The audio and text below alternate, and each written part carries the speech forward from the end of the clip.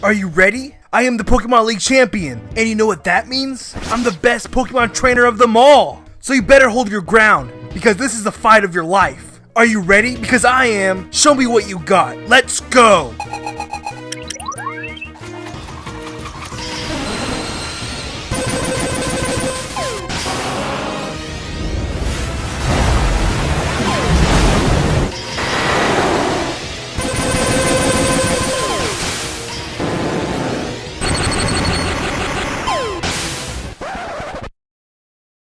The fuck?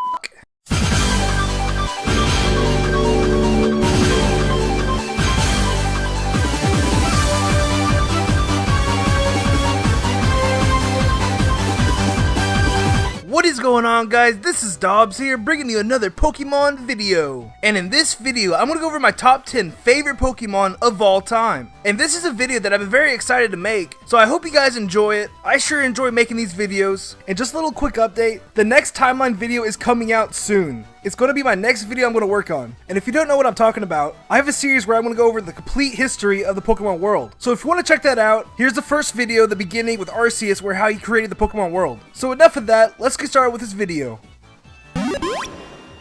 For number 10, I chose Dragalge. This was my most sought after Pokemon in Pokemon X and Y. As soon as I heard there was a Dragon Poison type Pokemon, I was like, that's it, I'm getting it. There's no way I'm not getting that Pokemon. Because Poison is my favorite Pokemon type. And guess what my second favorite is? It's Dragon. So a Dragon Poison type Pokemon was just the perfect match for me. And I respect this Pokemon a lot because trying to find Skrelp was a very hard task. It took me at least an hour just to find it, and then it took like 10 Pokeballs to catch it. So it's a very respectable Pokemon. And that is why he is number 10 on my list.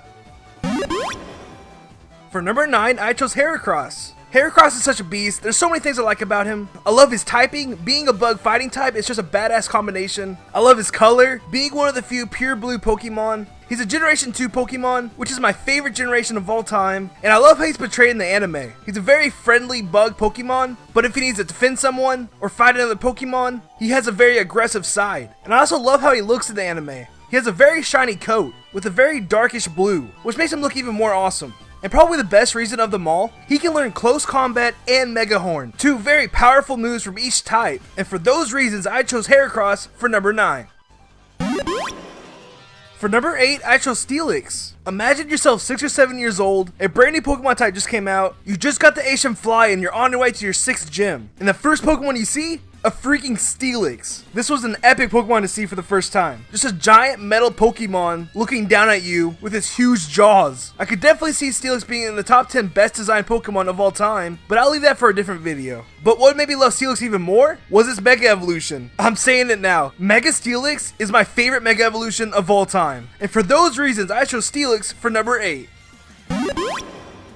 For number 7, I chose Espeon. Now, what's a top 10 favorite list without your favorite Eevee evolution? This was a very hard decision between Vaporeon and Espeon, but Espeon won by a tad bit. I just love the simplicity of the design, and on top of that, I just love Espeon's character. If you watch the anime, Espeon has always been like the parent type Eevee. He's always looking over everybody else, and with his psychic abilities, he's able to protect his comrades very easily. I've always seen all the Eevees with different character, like Sylveon being the playful one, Jolteon being the tough one, Vaporeon being the motherly one, and just so on. And just seeing Espeon being the one who looks over everybody else just makes me like Espeon even more. So that's why I chose Espeon for number 7.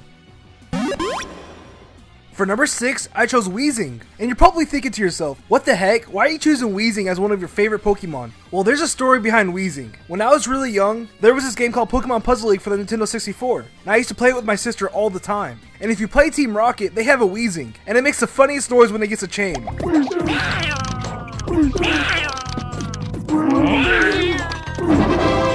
You're wasting my time. And my sister used to imitate that noise all the time just to make me laugh, and it was really funny. So ever since then, I just love Weezing. And I also think Weezing has a lot of potential for having a great Mega Evolution, becoming a Fire Poison Pokemon with Levitate, so that 4 times ground weakness will have no effect. Now I think that would just be awesome. And for those reasons, I chose Weezing for number 6. For number 5, I chose Zapdos. So I wanted to include a legendary for this list, but I only wanted to choose one. It came down to Lugia, Suicune, or Zapdos. But I had to choose Zapdos because that was originally my favorite Pokemon of all time. Speaking of legendary Pokemon, I just think the legendary Pokemon nowadays are losing their value. It seems that in each game, there's more and more legendary Pokemon. Like in Pokemon Red and Blue, there was 5 legendary Pokemon, and that was it. But then in like Pokemon Diamond and Pearl, there were 13 legendary Pokemon. That is more than double than the original games. I feel like legendary Pokemon should be scarce. There shouldn't be that many, and that's the reason why they're legendary. So you develop a strong attachment to the Pokemon games with few legendary Pokemon. And that is why Zapdos is my favorite legendary Pokemon of all time. For number 4, I chose Braixen. Now I didn't want to include a starter Pokemon in this list because that's really cliche. Like of course, Charizard is one of my favorite Pokemon, but I didn't want to include it into this list because it wouldn't be unique at all. But I feel like the secondary evolutions for the starter Pokemon don't get a lot of love. And there are 2 secondary evolutions that I like a lot, and that is Braixen and Ivysaur. Now I didn't want to include both of them because that would just be a little weird. So I chose Braixen out of the 2. Even though Fennekin wasn't my starter Pokemon for Pokemon X and Y, I just love Braixen's design. And I think it's a shame that she evolves into Delphox, because Delphox isn't the best designed Pokemon in my opinion. I just love the flaming stick that she uses. And to be honest, I think this Pokemon has the most character out of all the Pokemon in Pokemon X and Y. And on top of that, I think she has an awesome type combination. Fire and Psychic are just 2 awesome types. And for those reasons, I chose Braixen for number 4. For number 3, I chose Tyranitar. Okay, Tyranitar. When you be calling it Tyranitar for 15 years, it's hard to change your habit. But I've always loved Tyranitar because of how hard he is to obtain. Now, he's not even available after the Johto region in Pokemon Crystal. You can either get him at the Game Corner in the Kanto region, or at Mount Silver. And on top of that, you have to train him 50 levels in order to evolve him. Now, I just love Pokemon who evolve at very late levels, because it makes it more satisfying when you finally evolve them. And also, I love his typing. He is the only Rock Dark Pokemon in the whole Pokemon known universe, which makes him even more unique. And Tyranitar is always on my Pokemon Dream Team, and maybe I'll make a video on that. Just let me know down in the comments. So for those reasons, I chose Tyranitar for number 3. For number 2, I chose Phantump. Now I have to admit, this Pokemon was originally my number 1 spot for this list, but I decided to change it last second. Now it's funny because I didn't even know Phantump existed until a whole year later after the release of Pokemon X and Y. I was just randomly browsing the internet and I came across a picture of Phantump and I was like, wait, is that a Pokemon? So I looked it up and wow, there it is. And I just automatically fell in love with it. A little ghost Pokemon inside of a tree trunk? I just think that's so unique and I love it. But the only thing I don't like about Phantump is that it evolves into a very ugly Pokemon. How can something go from so cute to so ugly in a matter of seconds? So for that very reason, I chose Phantump for number 2.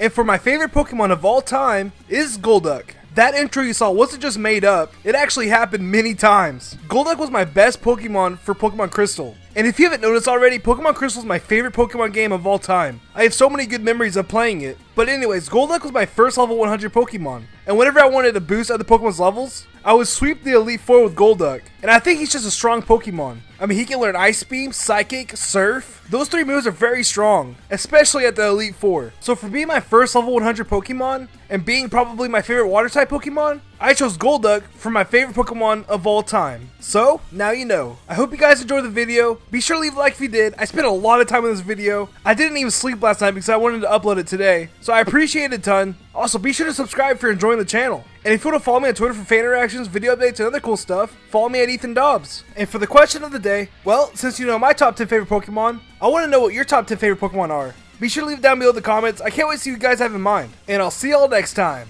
See ya.